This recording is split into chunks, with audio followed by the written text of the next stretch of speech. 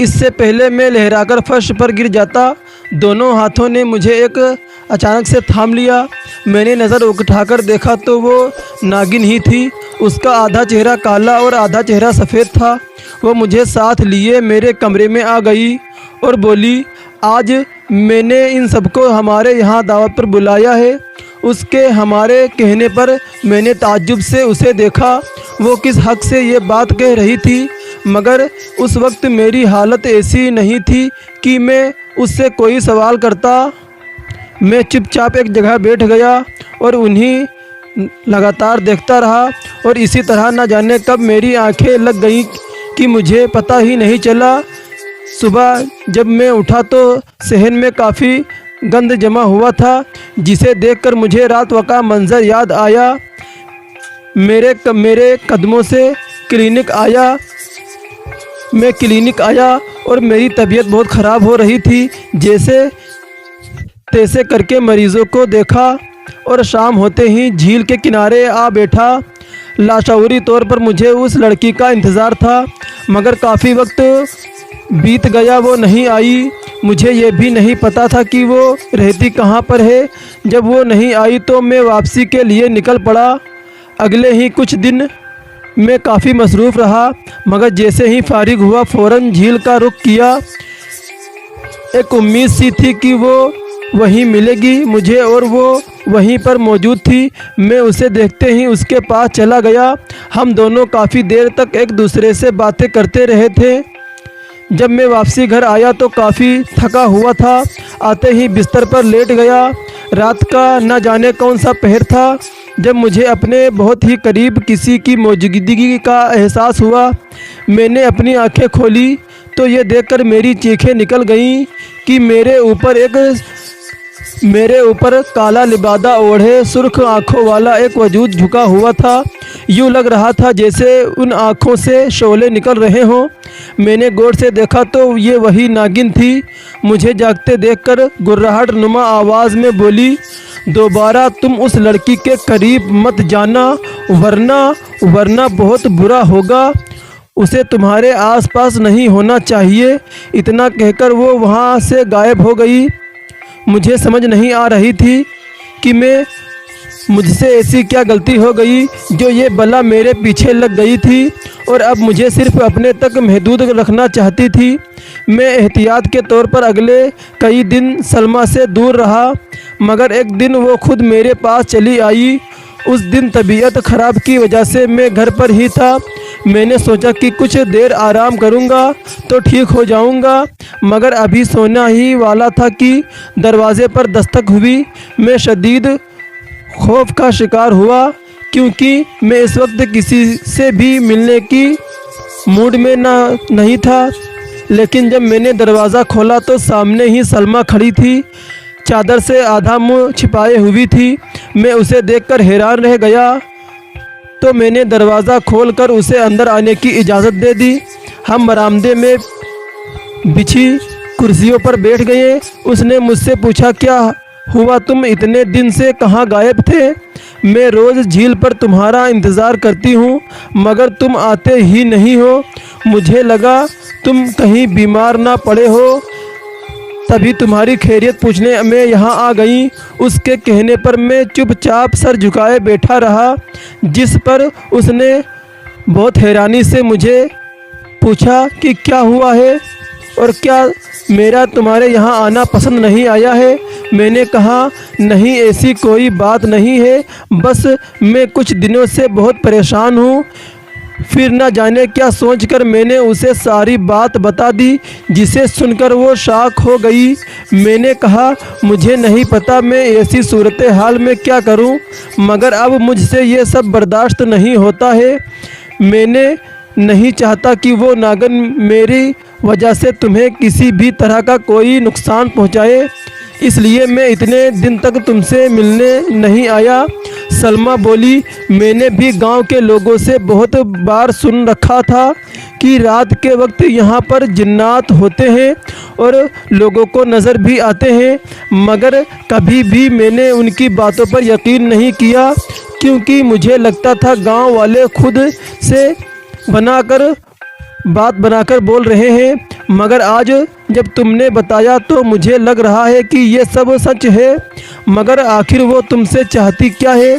मैंने कहा, ये तो ठीक से मुझे भी नहीं पता कि वो नागिन मुझसे क्या चाहती है, मगर उसने मुझे कहा है कि मैं तुमसे दूर रहूं और ये कि मैं सिर्फ उसका हूं। वो कभी कभी बहुत सी भयानक रूप धार लेती है। मुझे उसके ज़िक्र से भी बेहद खौफ आता है।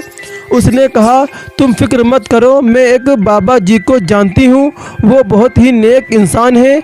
अगर हम उन्हें अपना मसला बताएं तो वो ज़रूर हमारी मदद करेंगे। मैं सुबह ही अपने खाला के पास चली जाऊँगी, उन्हें उन बाबा का मालूम पता करूँगी, फिर मैं आपके साथ शाम के वक्त उनके पास जाऊंगी। मैंने कहा, ठीक है, देख लो, मैं पहले पीर के पास भी गया था, मगर वो जाली पीर है। अब यहाँ देखते हैं क्या होता है। उम्मीद है कि कुछ ना कुछ हो जाएगा। थोड़ी देर हम मज़ीद बातें करते रहें। फिर उसने कहा, रात बहुत हो गई है, मैं घर चलती हूँ। अब मैंने कहा, मैं तुम्हें छोड़कर आता हूँ। उस वक्त अकेला जाना ठीक नहीं है। मैं उसे साथ छोड़ने चला गया। वापसी पर पूरा रास्ता मैं उस बाबा जी के बारे में ही सोचता रहा कि क्या पता वो हमारी कोई मदद कर पाए तो मेरी उस मुसीबत से जान छूट जाए। कम से कम मैं अपने घर चैन से तो रह पाऊंगा। मुझे समझ नहीं आ रही थी कि इस पूरे गांव में इस नागन को सिर्फ मैं ही मिला था क्या। सलमा अगले ही दिन शाम को मेरे घर चली आई और हम दोनों एक साथ उस बाबा जी से मिलने चले गए। हमें झील वाले रास्ते से ही होना चाहिए था। हम लोग वही रास्ते से निकल पड़े क्योंकि वो बाबा जी जंगल में रहते थे। रात के वक्त जंगली काफ़ी हेबतनाक लग रहा था, मगर हम हिम्मत बांधे चलते गए। थोड़ी दूर जाकर हमें एक इमारत नज़र आई। सलमा ने बताया कि यही वो इमारत है जहाँ पर बाबा जी रहते हैं। हमें यही जाना चाहिए, बस दुआ करना वो यहाँ पर मौजूद हों। वो जगह काफ़ी सुनसान थी। जंगल के बीचों बीच मौजूद उस इमारत में हद दर्जा खामोशी छाई हुई थी। हम दोनों धीरे धीरे सीढ़ियाँ चढ़कर ऊपर आए। सामने ही एक खुले कमरे में एक बाबा जी बैठे थे। सलमा ने मुझे बताया, यही वो बाबा जी हैं। हम अंदर चले गए। मैं खामोश बैठा था। सलमा ने ही उन्हें सारी बात बताई, जिसे सुनकर उन्होंने कहा कि इस पूरे गिरोह की तुम पर नज़र है।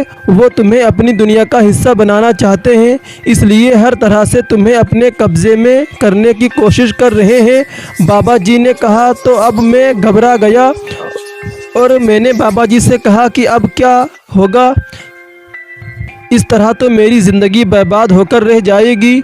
वो नागिन रोज़ मेरे पीछे आती है और मैं खौफ का शिकार रहने लगा हूँ, जबकि मैं यहाँ पर काम करने के लिए आया था। लेकिन मुझे मालूम नहीं था यहाँ पर एक इस तरह के हालात का सामना हो जाएगा। मैंने बहुत उलझे अंदाज से कहा तो वो बाबा जी कहने लगे, तुम फिक्र मत करो और इसका कोई न कोई हल निकला जाएगा।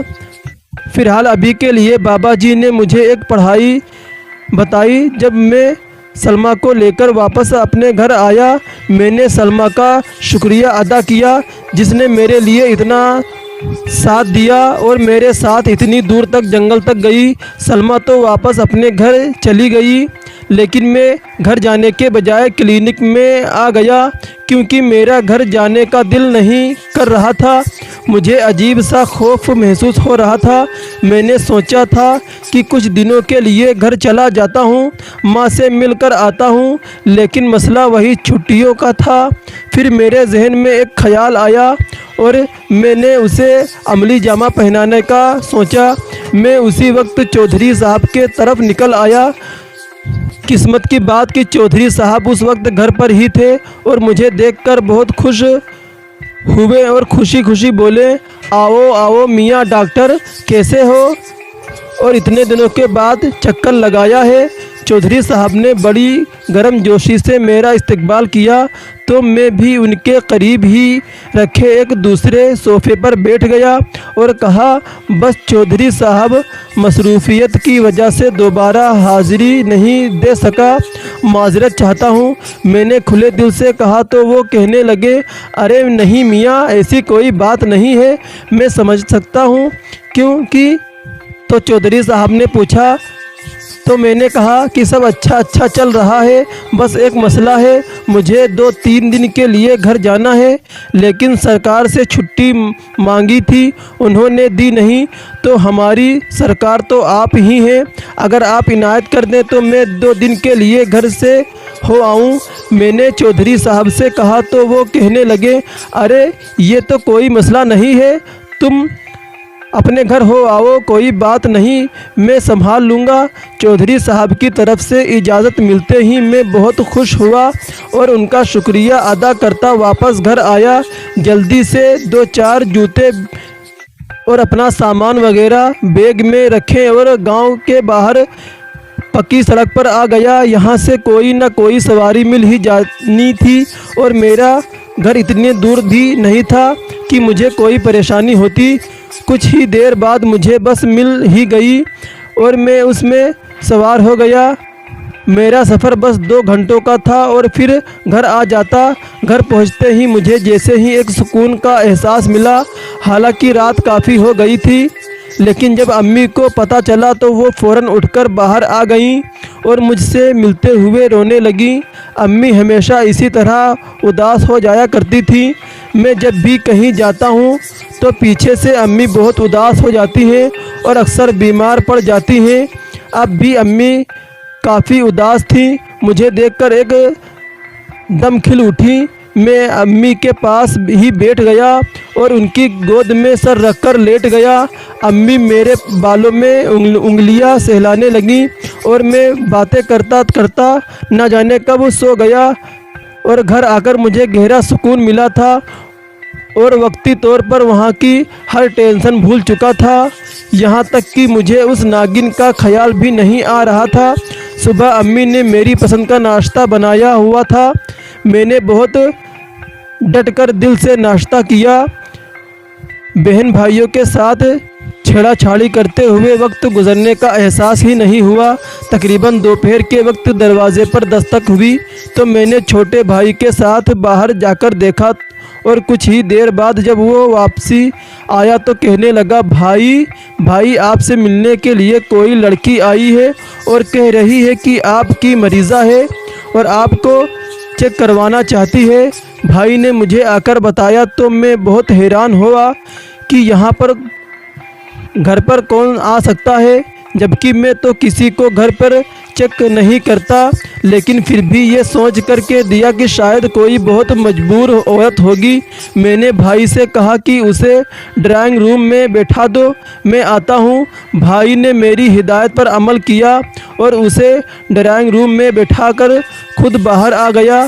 मैं अपना हुलिया दुरुस्त करता हुआ ड्राइंग रूम में गया तो मुझे हैरत का शदीद झटका लगा। ड्राइंग रूम में कोई और नहीं बल्कि वही नागिन बैठी हुई थी। दोस्तों, आपको क्या लगता है, क्या नागिन यहाँ सबको मार डालेगी या फिर डॉक्टर को साथ अपने लेकर के जाएगी, या फिर ये नागिन डॉक्टर को मारने यहाँ आई है? और क्या ये नागिन डॉक्टर के घर वालों को कोई नुकसान तो नहीं पहुँचाएगी? ये सारी बातें हम जानेंगे इसके आखिरी पार्ट में। मज़ीद इसी तरह की खौफनाक वीडियो सुनने के लिए, मज़ीद इसी तरह की खौफनाक कहानी सुनने के लिए हमारे चैनल को सब्सक्राइब करें और ज़्यादा से ज़्यादा शेयर करें।